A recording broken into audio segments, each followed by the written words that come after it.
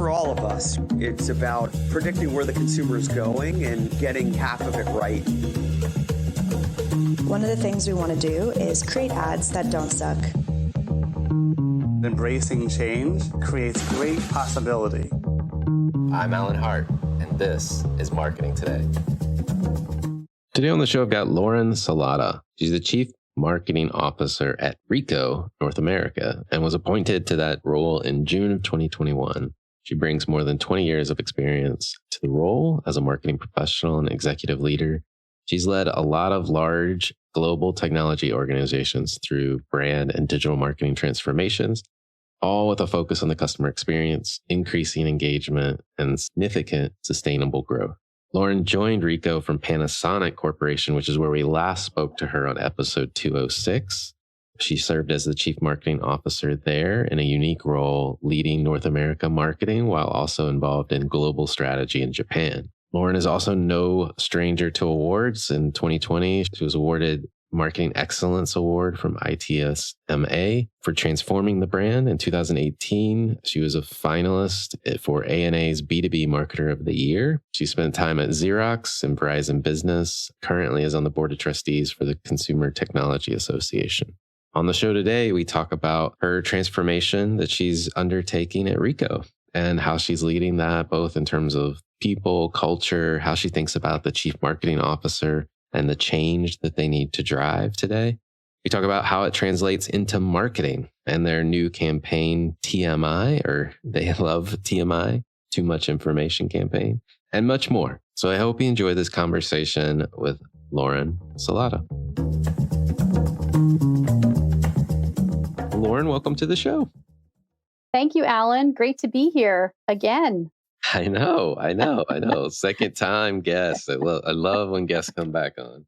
Well, we're gonna learn about where you are now, but before we get there, I hear that you've recently been moonlighting as a rock band roadie and manager. I have to. That is a first on the show. So tell me more about that. And webmaster, definitely. So how that came about, my teenage son is a musician, and he is in a professional cover band at the moment with 3 other teenagers.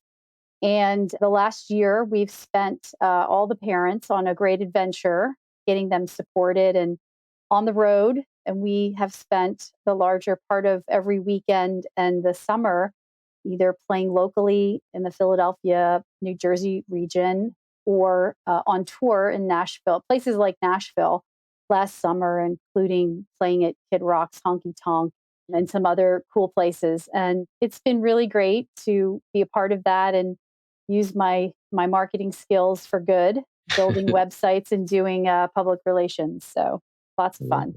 I love it. What's the band name, if you don't mind? The band name is Cries. Great teenage named band. But they are a classic rock and pop punk band, and they are on all the socials, Instagram, YouTube, Facebook, and they're sunrisecriesmusic.com. So check them out.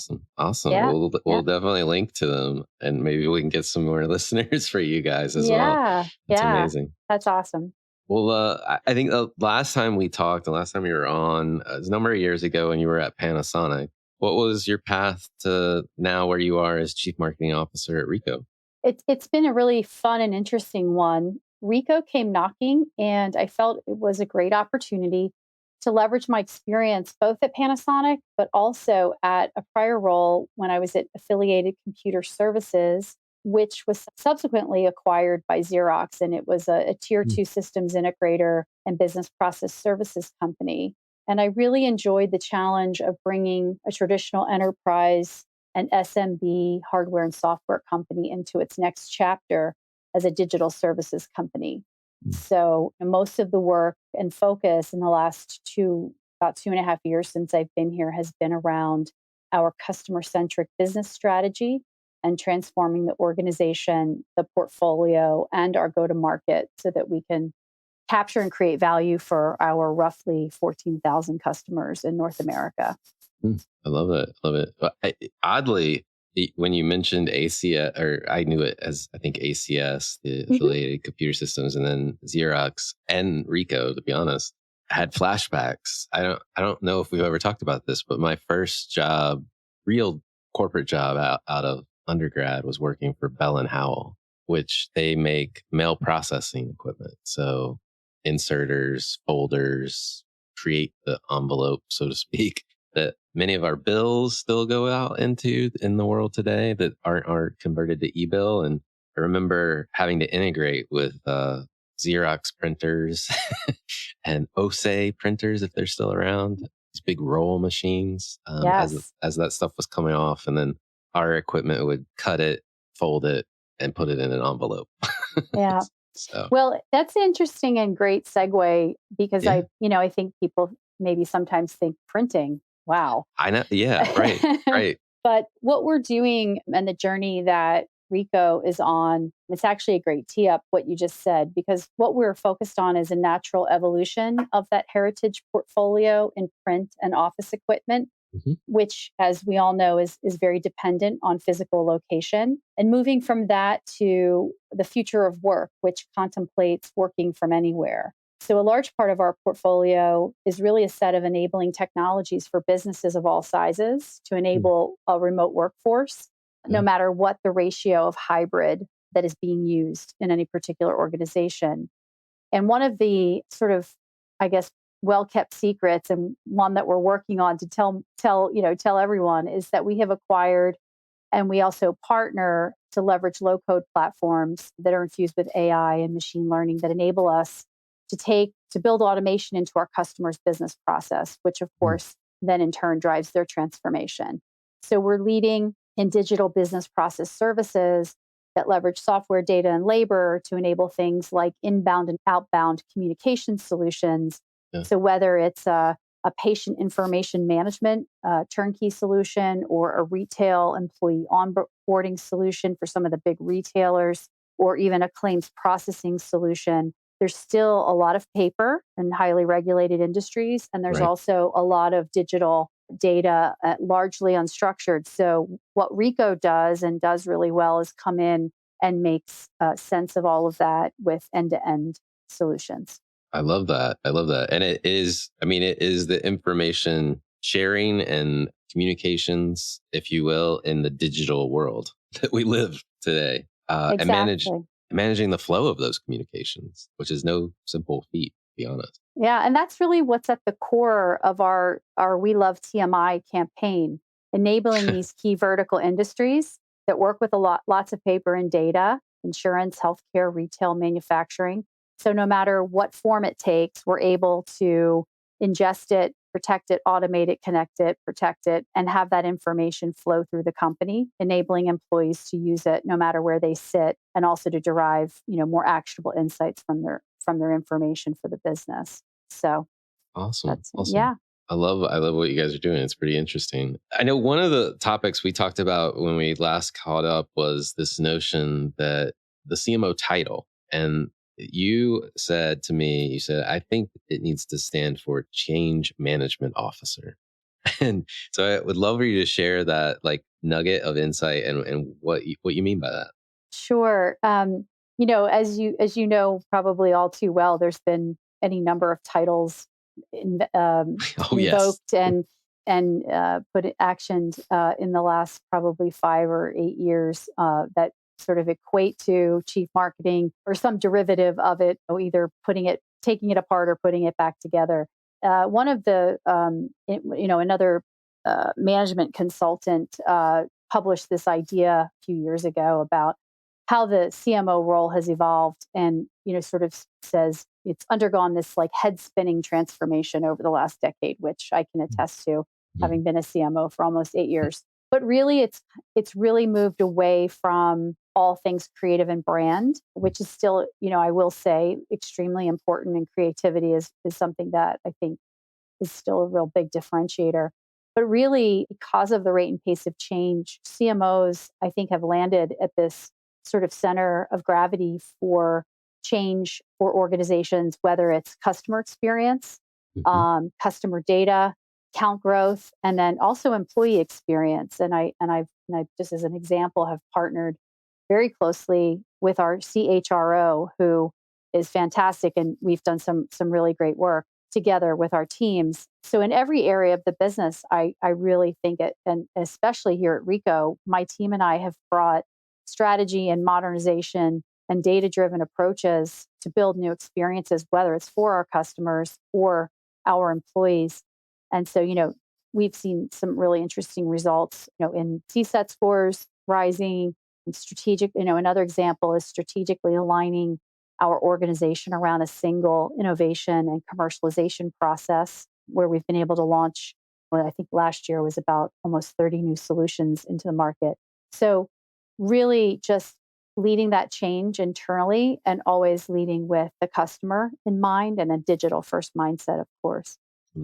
I wholeheartedly agree with you. I mean, the CMO and all the ones that I talk to, I mean, the role itself is a connector, a gap filler in some cases. It really becomes, it seems, the hub of connection and pulling the various components together of whatever you're trying to drive, to your point, like whether it's digital transformation or employee engagement. Marketing is usually having some role at that table. It's pretty interesting that role is so interconnected these days. Right. And everything for me anyway, I think I've moved sort of the mindset away from it's not a customer campaign or a customer outreach. I try to think of everything as what is the experience of the customer on Hmm. everything that we do, big or small. And then that brings us immediately to how easy is it for our employees to do their job? What tools do they have? What kind of experience do they have in the company? And that kind of rolls right into talent development and all of those things. Well, to drive change, people and culture are at the center of that change, I'm sure. How do you think about driving both the behaviors and the culture that you're trying to achieve? It's such a great and relevant question. We have an initiative, part of our business strategy, a couple of years ago when I first started, led by our CEO, Karsten Brun, to really focus around four key themes. So, in addition to organizational agility, developing relevant value props, and customer centricity, one of the four key transformation themes is for us culture of excellence. And so, it really has been an emphasis of his and his leadership team, which I'm a part of. And it identifies seven key attributes that are critical to our transformation. And the attributes are described as really the lifeblood of this aspirational mindset needed for the growth and in order to build a sustainable company. So, understanding this, embodying it, modeling it, communicating it, and identifying with employees was really a big key to our success. Of course, it's ongoing work, but has really been driving us to be more customer centric. And so we've done things like brought in quarterly guest speakers like Apollo Ono to talk about motivation and focus. We've had a training for our 643 managers of people on these principles of culture of excellence and how that aims to personalize each employee's journey, right? And we see, and there's been a lot of surround with that, with content and programming. But really, what we've seen is that's driving our engagement and year over year increase of 16% with employee confidence is just one example. So we're really the entire executive team is very focused on this and showing up to demonstrate it every day so that we build that culture. That's amazing. I mean, and to see the results too, the increase in employee confidence. I mean, I'm an old school believer that like if you drive what you're trying to do through the employee, your customers are going to benefit. Like if employees are engaged, happy, confident, that translates to customers being in the same mindset, in my opinion. Yeah, I would totally agree with that. Well, how do multiple generations of talent fit into this driving and impacting culture? We're not all alike. Some of us, I'll speak for myself, are a little older. But how do you think about bringing in all the different generations today? Sure. For me personally, I'm a huge advocate and champion for inclusion. And so for me personally, I bring that mindset to work all the time. But But broadly, it's really about personalizing the employee experience and to meet employees where they are. So what programmatically underpins that is learning and development, which our company has focused on and invested in across the organization. So we've placed a greater emphasis on nurturing and developing our people, creating interesting and purposeful work, building an environment with career flexibility. And all of these things taken together, I think, are tools in the toolkit, programs in the organization that allow managers to really address the differences in generations, whether it's work style, use of technology, preferences for face to face or remote, things like that. And I think the proof point for me that this is working is that we've also recently been certified as a great place to work, which I'm super, super proud of. And that's some of the work I did with our CHRO and her team. And as you may know, is an employee driven survey process. So lots to be proud of there. Yeah. Yeah. Proof's in the pudding when they vote, if you will. Indeed. Yeah. Indeed. Well, getting back to like the marketing side of things and driving the business, like you've launched a vertical marketing strategy coupled with account-based marketing. Why those two things? Like, and how's it going implemented? Right. So our business strategy is centered around a vertical industry right to play. And what I mean by that is we have a large percentage of our customers already in these verticals at a top, what we would call a top X level.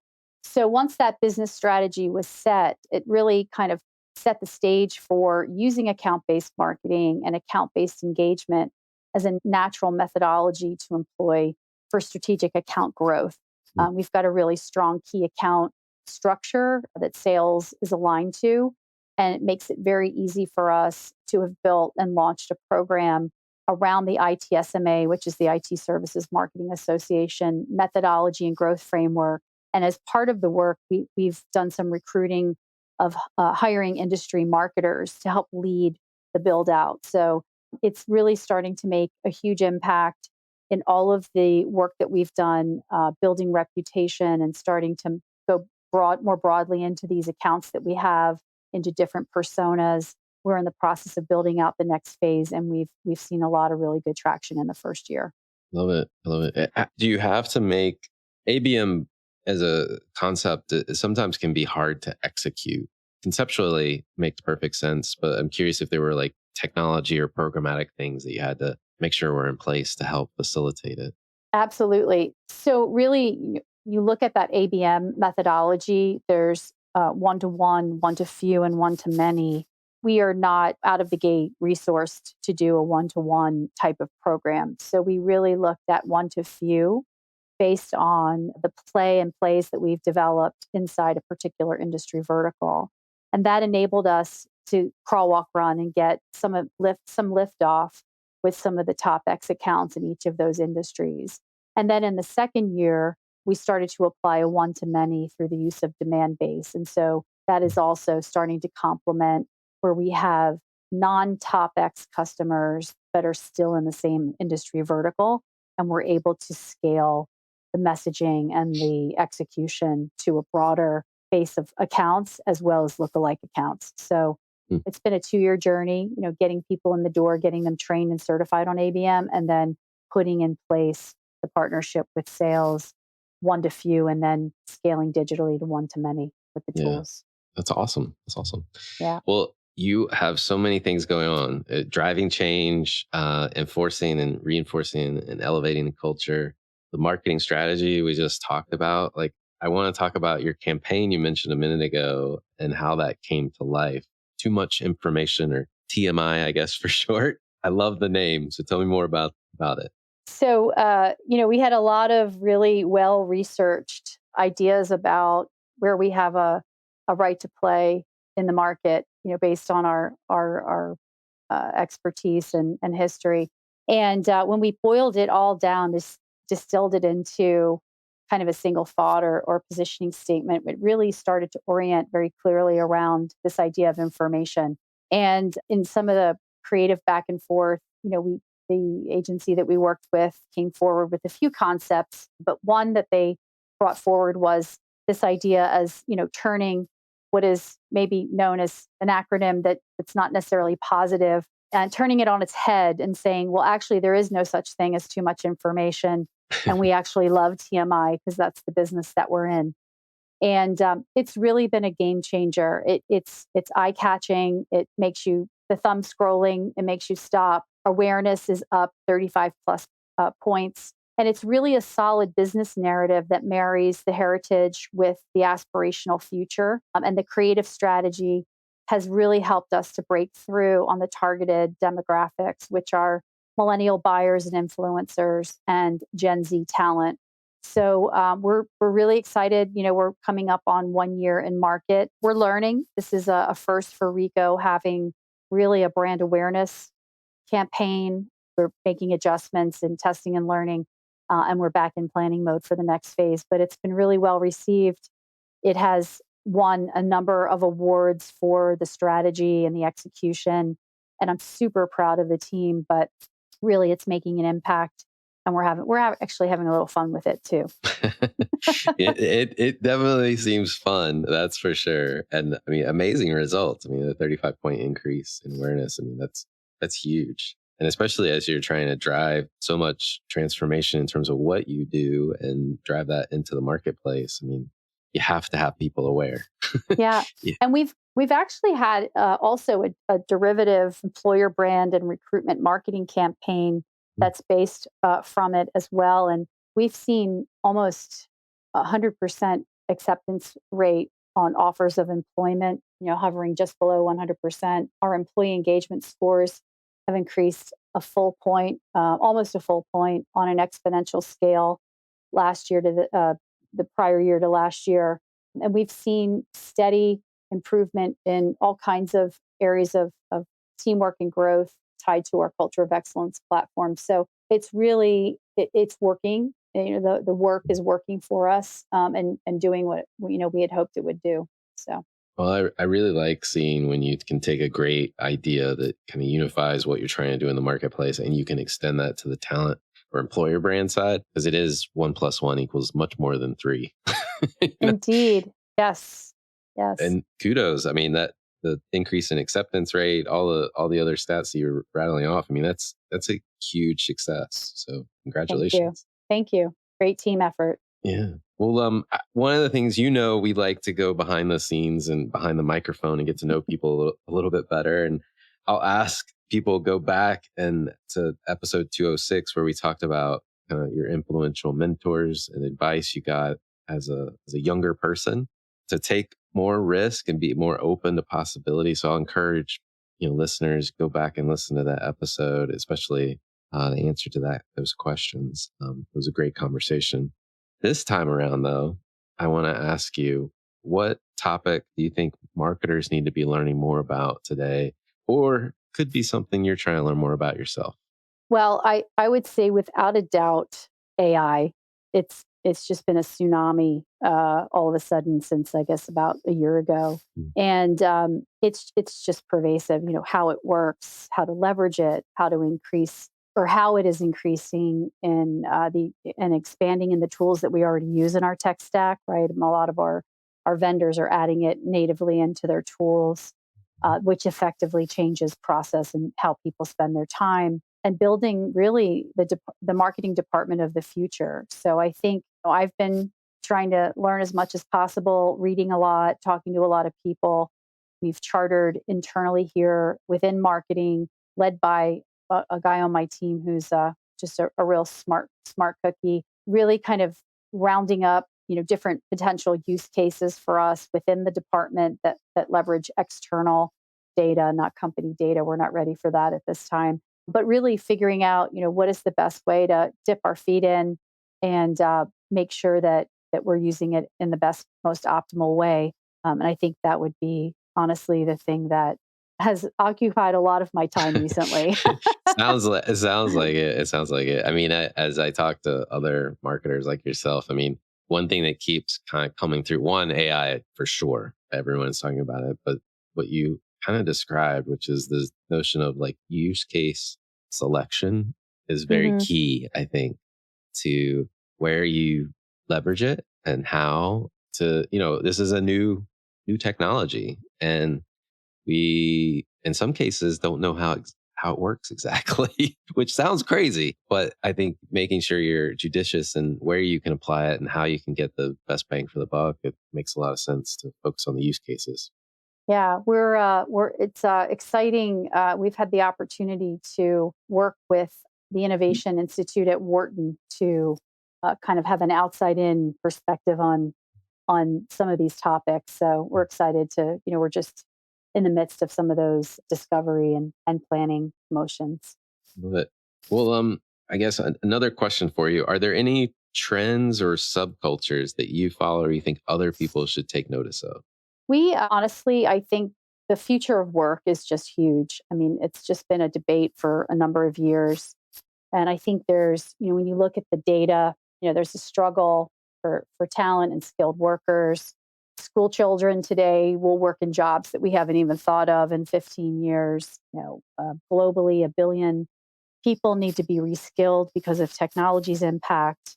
And, half the global workforce will need in some way to have some kind of hybrid arrangement. So to me, I don't know if it's officially a trend or a mega trend, but it is certainly something as a provider in digital workplace that we're hyper focused on, and what it means, helping ourselves building a strategy for ourselves, and that our portfolio is in place to help increase the communication and collaboration seamlessly for ourselves and for our customers. I don't think that's been 100% settled. And I think the definition of remote work is really unique to an organization. And so I think that's something that we need to keep watching. Yeah, I 100% agree with you. And who knew that it would take such a devastating pandemic to change the way we work? But I think there's a lot of goodness that's come out of it, despite the pain that we all went through as a society. But I mean, I'm much happier at work these days than I used to be. Yeah. It just feels like it's a little easier. Now we're still working through the growth pains. Certain people like to do it certain ways, others like to do it a different way.